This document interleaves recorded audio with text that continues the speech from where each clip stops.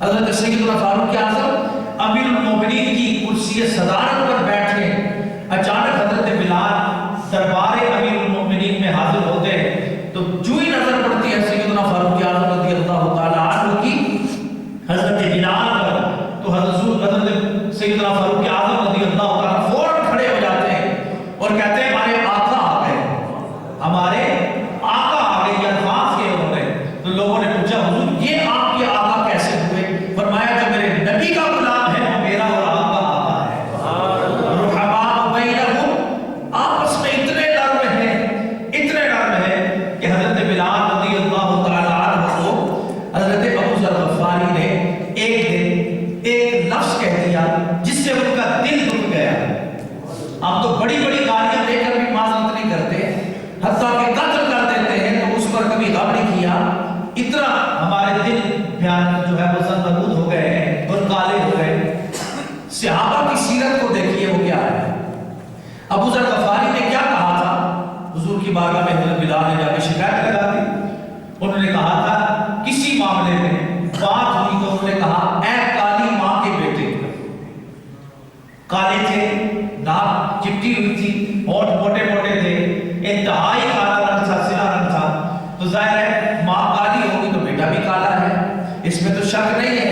لیکن یہ لفظ توہین آمیز لفظ بنے اور حضرت بلال کے دل میں جا کے چپ گئے۔ اے کالی ماں کے بیٹے، جب یہ لفظ کہے انہی الفاظ کے ساتھ حضور کی بارگاہ میں جا کر کہا یا رسول اللہ صلی اللہ علیہ وسلم آج ابو ذر غفاری نے میرے دل کو چھلنی کر دیا ہے، مجھے دکھ ہوا ہے اس بات پر۔ کیا کہا؟ آپ نے مجھے کہا اے کالی ماں کے بیٹے۔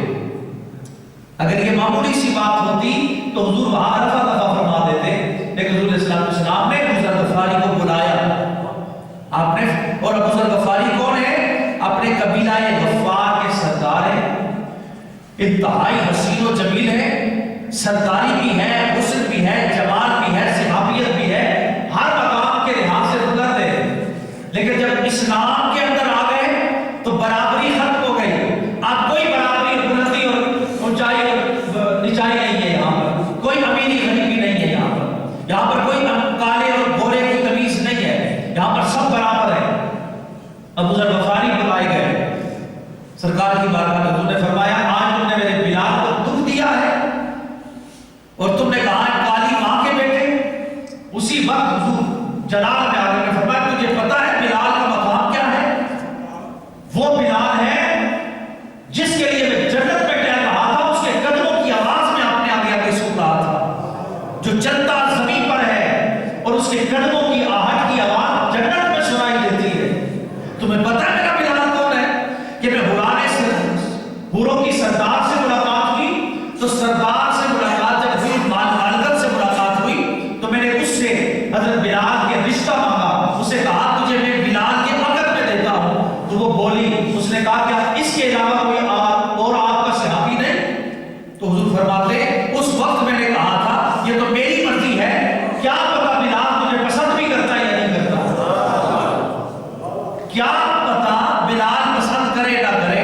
اس کی توجیہ محدثین کرتے ہیں اس لیے کہ جنہوں نے جلوہ مصطفیٰ دیکھا ہے، جنہوں نے اپنے محبوب کے ہر ہر جلوے کو دیکھا ہے، جو مستی مصطفیٰ کے جلووں میں رہتے ہیں، جو جھومتے رہتے ہیں، دن رات نظارہ کرتے ہیں، جن کی خاطر کائنات بنی، جن کے حسن سے چاند کو حسن ملا ہے، بھلا ان کے حسن کے سامنے اور ان جنتوں کے سامنے حوران جنت کی مالکت کا حسن کیا چیز ہوگی؟ حضور نے فرمایا میرے بلال کے مقام کو جانتا ہے، میں نے رشتہ مانگا تھا حوروں کی سردار سے کہ میں تجھے اپنے بلال کے لیے بیاتا ہوں، لیکن اس نے جب اعتراض کیا تو میں نے اگلی بات یہ کہی کہ میں نے بلال سے نہیں پوچھا، کہ تو میری اپنی رائے ہے، ابھی تو میں نے بلال سے پوچھنا ہے، تو انکار کر رہی ہے، تو کہتی ہے اور کوئی صحابی نہیں، آپ کا غلام نہیں ہے، ابھی تو میں نے پوچھنا ہے میرا بلال کیا پتا تجھے پسند کرے نہ کرے۔ اے ابو ذر غفاری میرے بلال کے اس مقام کو تو نہیں جانتا کہ جو اللہ کا محبوب فرما رہا ہے، سچ فرما رہا ہے۔ حضور نے فرمایا جنت میں سب سے پہلے میں جاؤں گا، مجھ سے پہلے کسی نبی کو جرأت نہ ہوگی، کوئی نبی بھی مجھ سے پہلے قدم رکھ سکے جنت میں۔ جنت کا دروازہ سب سے پہلے میرے لیے کھولا جائے گا، جنت کا گھنٹا سب سے پہلے میں کھٹکھٹاؤں گا، سب سے پہلی ملاقات رب سے میری ہوگی۔ لیکن یاد رکھنا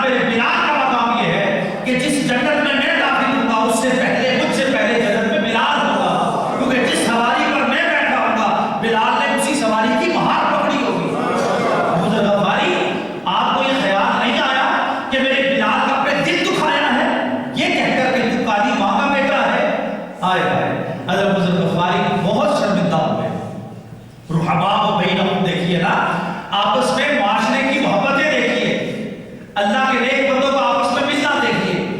کسی سختی میں کہہ دیا ہوگا. اب جب حضور نے انہیں ڈانٹا، اب گئے بلال کے قدموں کے پاس، آئے بلال کے دروازے پہ پہنچے. سردار ہے، قبیلہ غفار کا سردار ہے، بلال کے دروازے پہ پہنچتا ہے. حضرت بلال سے ملاقات ہوتی ہے. حضرت بلال کہتے ہیں کیسے آنا ہوا؟ غفار قبیلے کے سردار حضرت غفاری آپ کیسے آئے؟ تو اس وقت انہوں نے فرمایا میرے آنے کا مقصد یہ ہے کہ میں نے آپ کا دل دکھایا، اور آپ کے دل دکھانے کی وجہ سے حضور ناراض ہوئے، میں آپ سے معافی مانگنے آیا ہوں. جب دروازے پہ آ گئے تو معاف ہو گئے. بلال نے بھی کہہ دیا میں نے دل میں کوئی ایسی بات نہیں رکھی، میں نے آپ کو معاف کیا. کہا نہیں ایسے نہیں، میں نے آقا کی بارگاہ سے ان کی زبان مبارک سے تیرا مقام سنا ہے.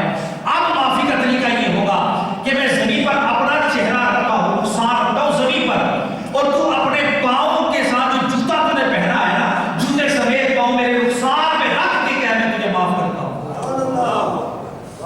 اتنی بڑی معافی کون معاف سکتا ہے؟ آج ہم اپنی انا کے بتوں میں پھنسے ہوئے، میں اس سے بڑا اور میں اس سے بڑا. ابو ذر غفاری قبیلہ غفار کا سردار ہے.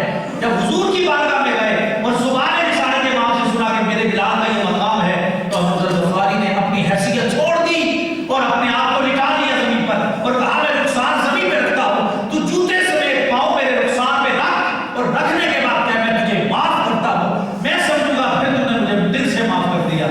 حضرت بلال اس طرح کرنا چاہتے ہی نہیں تھے. بلال نے کہا میں نے دل سے آپ کو معاف کیا، یہ کام میں نہیں کر سکتا. آپ کی زلفیں، آپ کی داڑھی، آپ کے رخسار، میرے جوتے، میں ایسا نہیں کر سکتا. فرمایا نہیں، میرے دل کو تب تازگی ملے گی اور ٹھنڈک ملے گی جب بلال اپنا قدم، کیونکہ ان قدموں کا مقام یہ ہے کہ یہ جنت میں قدموں کی آوازیں میرے مصطفیٰ نے سنی ہے. ان قدموں سے لگے ہوئے، پاؤں سے لگے ہوئے نالین اور جوتے میرے رخسار پہ رکھ اور کہتے